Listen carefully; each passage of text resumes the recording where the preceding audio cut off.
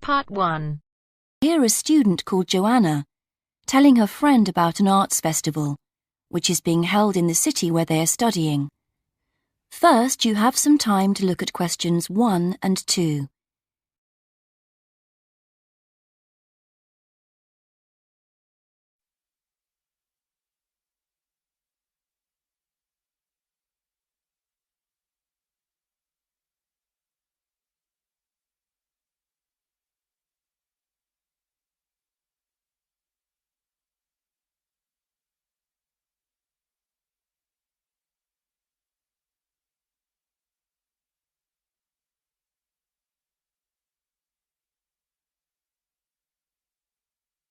Now we shall begin.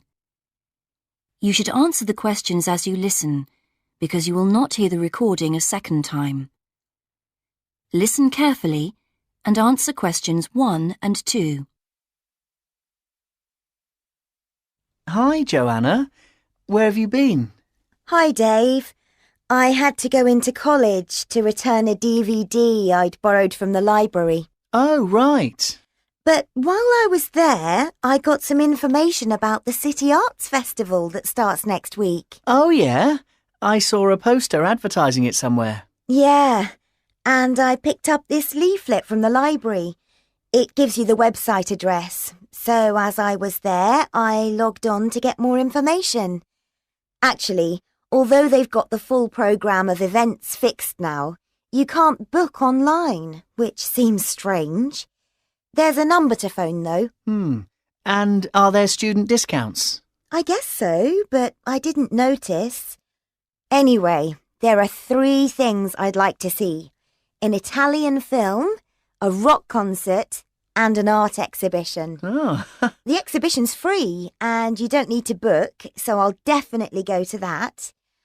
But I'm going to get tickets for the film in case they sell out. good idea.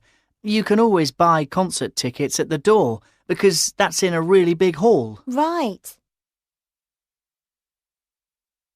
Before you listen to the rest of the conversation, you have some time to read questions 3 to 10.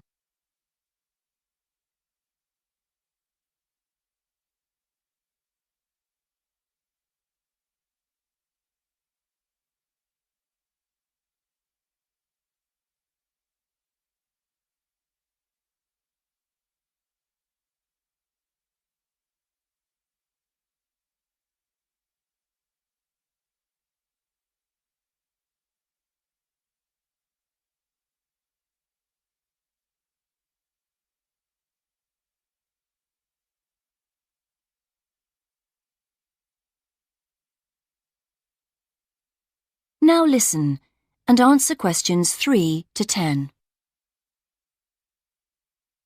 So, when does the festival actually start? Well, it's usually held the first week of October, but it's earlier this year for some reason.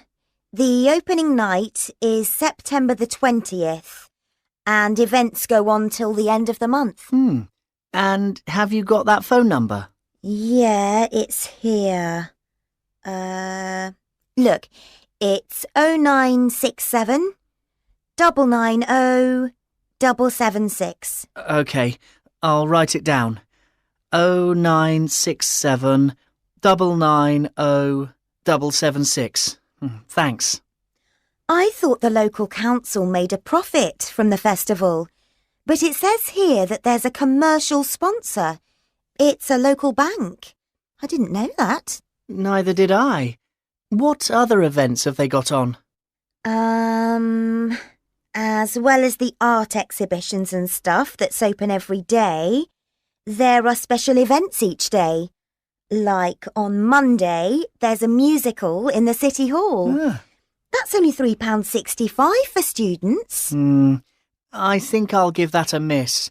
I've got football training on Mondays, but I'm free on Wednesday. There's a jazz band on then, and that's only £2.50 for students. Sounds good. Is that in the City Hall too? We could go. Well, I'm busy actually, but it's at the sports centre if you're interested. Oh, right. Thursday's the cheapest event, Only £1.25 for students, and it's on in the library. Can you guess what it is? Probably the college choir. Actually, no. They've not been asked, apparently. Oh. No, it's a poetry evening. Isn't there any modern dance on anywhere? On Friday. That's at the college. It's quite expensive, though. £15 for adults and £12.75 for students. Oh, yes, that is a lot. If I'm going to spend that much, I'd prefer to go out on Saturday. Yeah, me too. But on Saturday night, there isn't live music or a party or anything. Just the fireworks in the city park. And that's only £1.50. Yeah, that'd be good. That is the end of part 1. You now have half a minute to check your answers.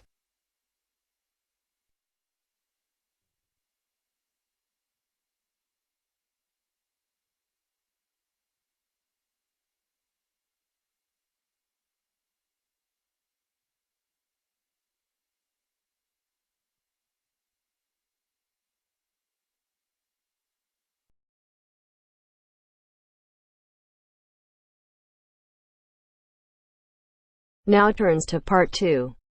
Part 2. First, you have some time to look at questions 11 to 16.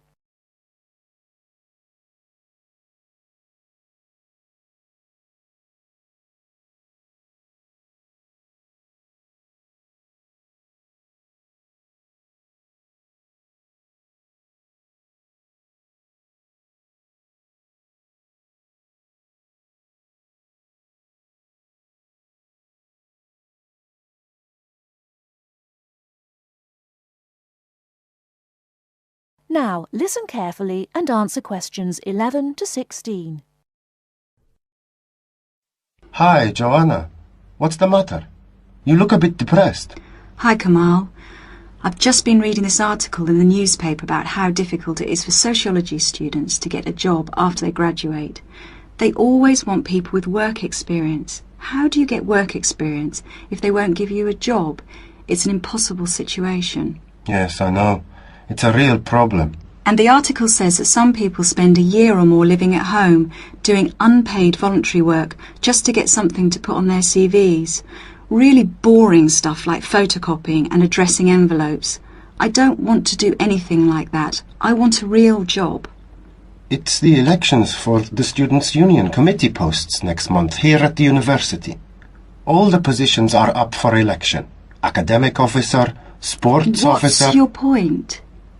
And the position of equal opportunities officer is coming up for election. I'm still not sure what you're getting at. Why don't you stand for it? The post starts in June. You're well known at the university, and I think you would be good at it. Equal opportunities officer? That sounds great. Isn't that the Students' Union officer who promotes equality within the university? Yes, that's right. They raise awareness of equal opportunities for everyone in the university and promote the issue around campus. I'd love to do something for women on campus, but what about my studies? It's a paid sabbatical post. Sabbatical? Yes. That means you take a year off and then start your studies again. Meanwhile, you get really good work experience and you can earn money at the same time. That sounds really interesting. But how do I get elected? You go to the Students' Union, fill in an application form and just give it to the union. Then, I guess, you need to put together a manifesto and try to get people to support you.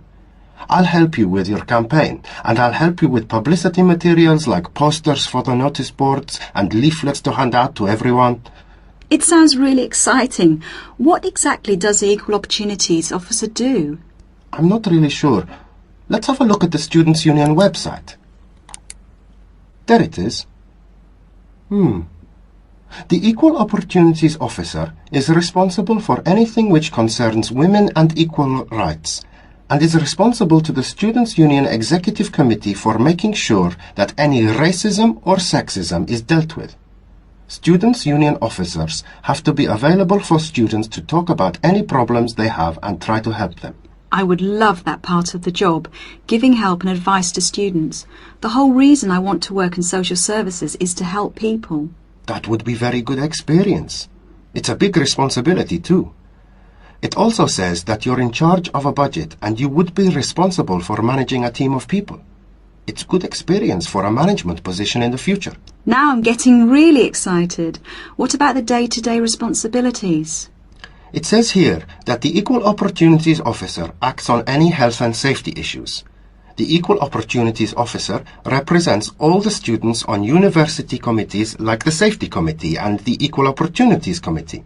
Lots of meetings then. I don't think I would enjoy all those meetings quite so much. My first aid certificate might be useful for safety issues. Very useful.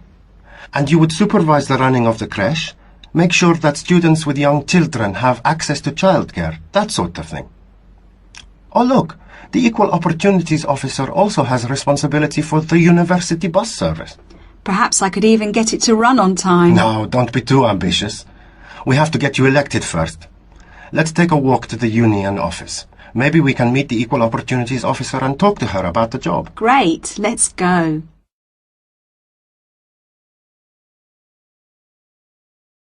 Before you hear the rest of the talk, you have some time to look at questions 17 to 20.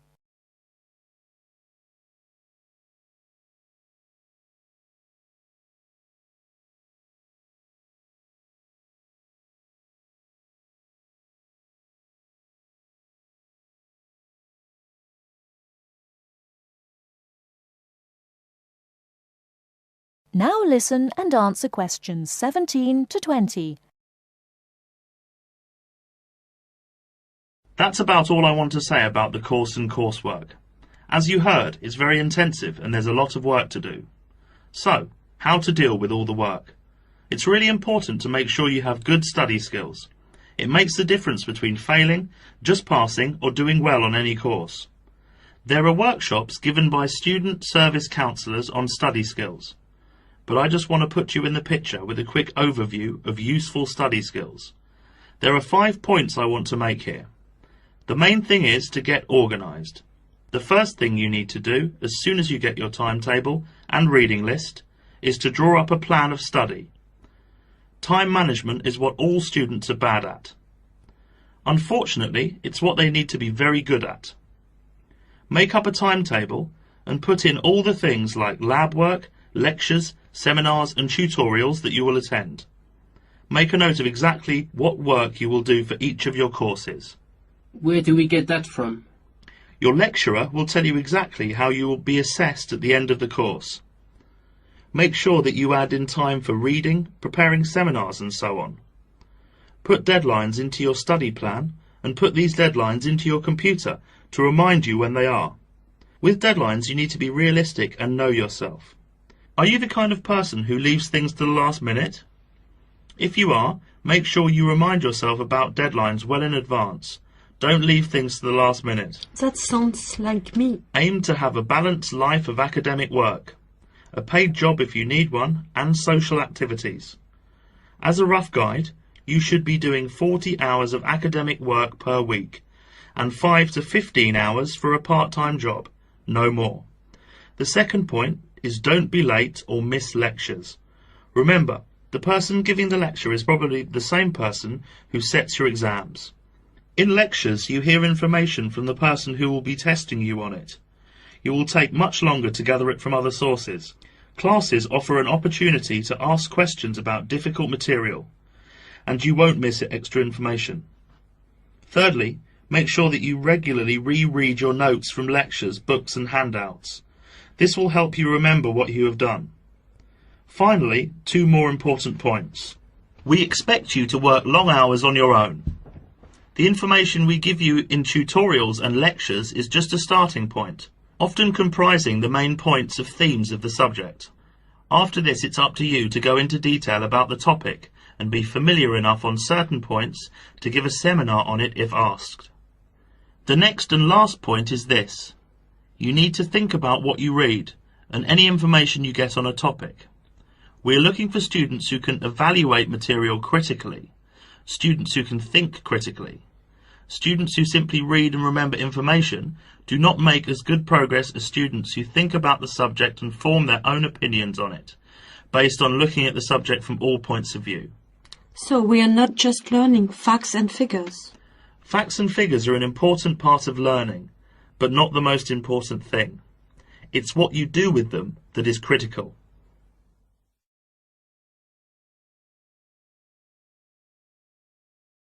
That is the end of part 2. You now have half a minute to check your answers.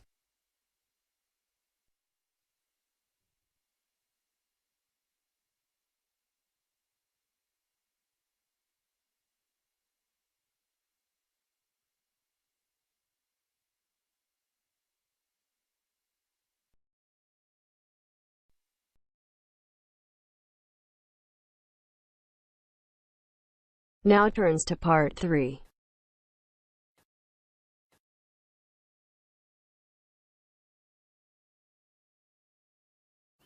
You will hear two students called Jimmy and Kathy talking to their tutor about the current research paper.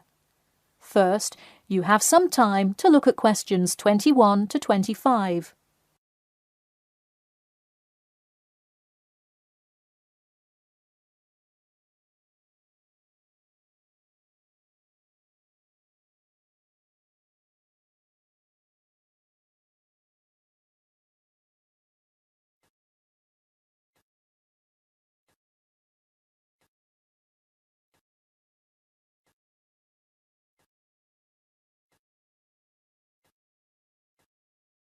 Now, listen carefully and answer questions 21 to 25. Before we start, Jimmy and Kathy, thanks for coming in today to talk about your current research paper. Well, I will also give you some suggestions for your future presentation later. That's great. OK, I've read the introductory chapter, and so far I like where you're going with your research, you two. Thanks. What did you think of the procedure section? I haven't got there yet.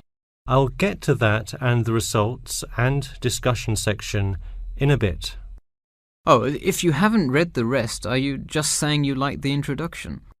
No, the layout is really well done.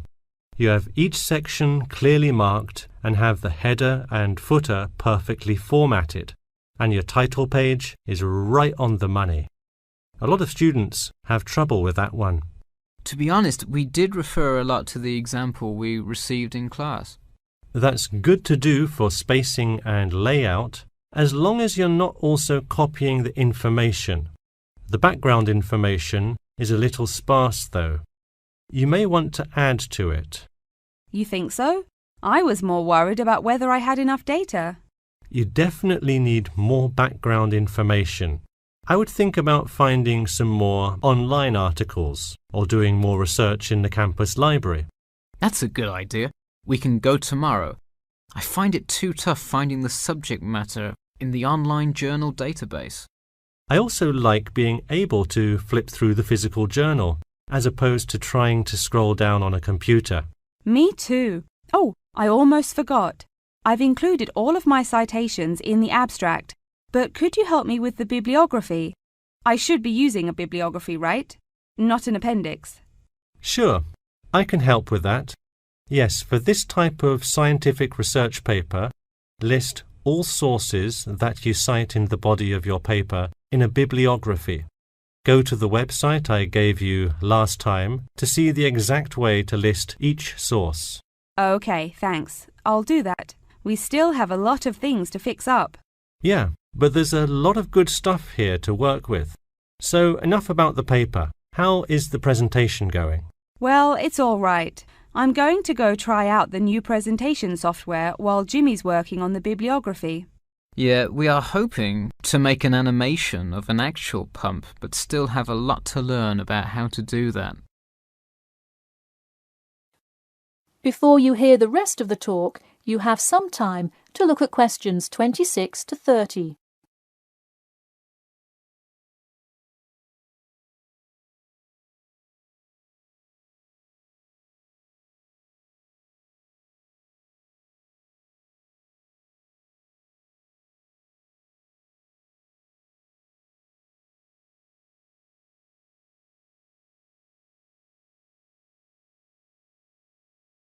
Now, listen carefully and answer questions 26 to 30.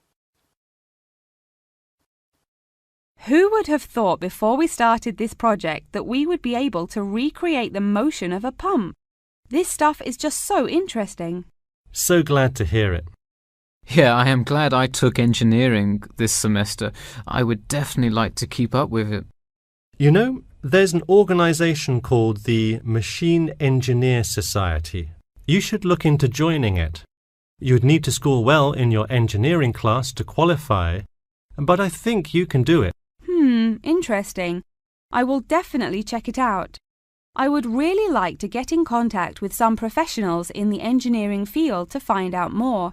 I don't really know anyone in the field now, though. I think if you keep meeting people in your classes and professors, you'll be able to get in contact with some really helpful people. Well said, Jimmy. If engineering pumps is something you both are specifically interested in, make sure you stay up to date on new developments. In fact, you could visit the local water treatment facility periodically to see what new developments are going on. That may be a good way to get some practical experience. Well, I don't think they would let you handle any equipment by just visiting the facility. If you really want to get your hands dirty, so to speak, I would recommend instead seeking a summer internship. Wow, you have so many helpful suggestions for getting a leg up. Now, if only you could tell me how to get my work published. Wouldn't that be nice? Well, honestly, all you really need to do is, once you have a dissertation, present it. Present it often and to many audiences, and once you get feedback, adjust it. You'll get published one day. Wow, this meeting has been truly inspiring. Thanks for your help. That is the end of part 3. You now have half a minute to check your answers.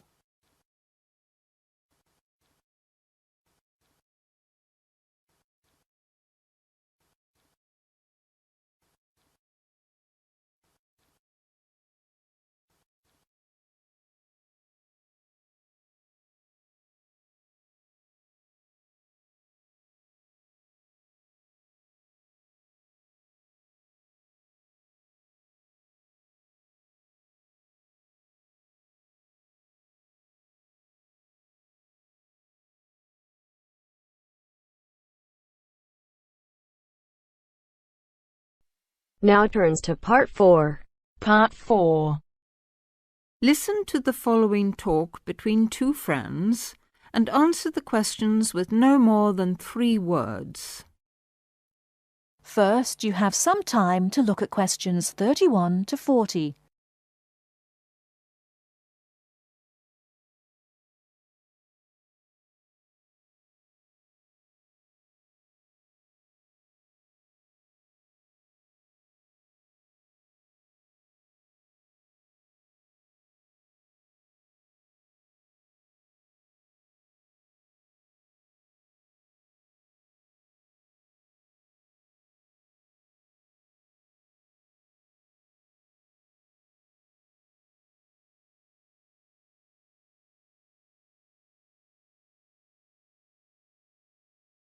Now, listen carefully and answer questions 31 to 40. Do you know what, Tom? It won't be long before we'll all be travelling to space in a cable car. A cable car? What do you mean? A sort of skylift? Well, yes, I suppose so. You must be joking. Where on earth did you get that idea from? Oh, I've just been reading it in a book called Apes to Astronauts by Adrian Berry. He's the science correspondent of the Daily Telegraph, so he should know what he's talking about. He says, wait a minute, I've got it here, page 28. A cable car to the heavens. Oh, honestly, Jane, you surely don't believe all that stuff you read in those sci-fi books? It's not science fiction, it's a fact. Hang on, I'll read you what he says. The space writer Arthur C. Clarke, to whose inspiration we owe the communications satellite, recently outlined a proposal for a new means of space travel, which, he admitted, is so outrageous that many of you may consider it not even science fiction, but pure fantasy. Shall I go on? No, just tell me how he thinks it could be done. Well, it sounds quite simple, really. One end of a cable, 23,000 miles long. How long? 23,000 miles. Do listen. One end of a cable, 23,000 miles long, would be attached to a point on the Earth's equator, and the other to a satellite in geostationary orbit. So? The cable would be absolutely tight between the 2 points, and the elevator would travel up and down, carrying people and freight. According to Arthur Clarke, it's the only way to travel in space without using rocket engines, which would make it much more economical. I wonder if it would be more comfortable. It sounds pretty uncomfortable to me, and heaven knows what speed it'd be travelling at. What would happen if the cable broke? Oh, he explains all that. Apparently, the most likely place for it to break would be at or near the ground, and if that happened, it wouldn't fall down, it would fall upwards. Upwards? Yes, I suppose it would. Yes, sounds funny, doesn't it? Something falling upwards. Anyway, it wouldn't matter too much either if the cable broke away from the high end. It'd remain rigid until it could be reattached to the satellite. I don't quite see why. Well, it would be the pull of gravity from above. Anyway, who'd want to be stuck in an elevator attached to a rigid cable thousands of miles up in space? I suppose he doesn't say what would happen if it broke in the middle. Actually, he does. He says it would be dangerous if the break occurred at any altitude up to 15,000 miles, because the bit attached to the Earth would... what does he say? Oh, yes. Collapse and wrap itself around the equator like a whiplash. Whiplash? You know, the long bit of cord or leather on a whip. Anyway, even that would only be really catastrophic if the cable was made of steel or some other metal. Metals are much too heavy. The cable would have to be made of some material capable of suspension without snapping. But I thought you said the cable would be 23,000 miles long. I did, but the 3,000-mile breaking length is because of gravity. Well, all I can say is you'll never catch me going to space in a cable car. I'd rather keep my feet on the ground, thank you very much. That is the end of part 4. You now have half a minute to check your answers.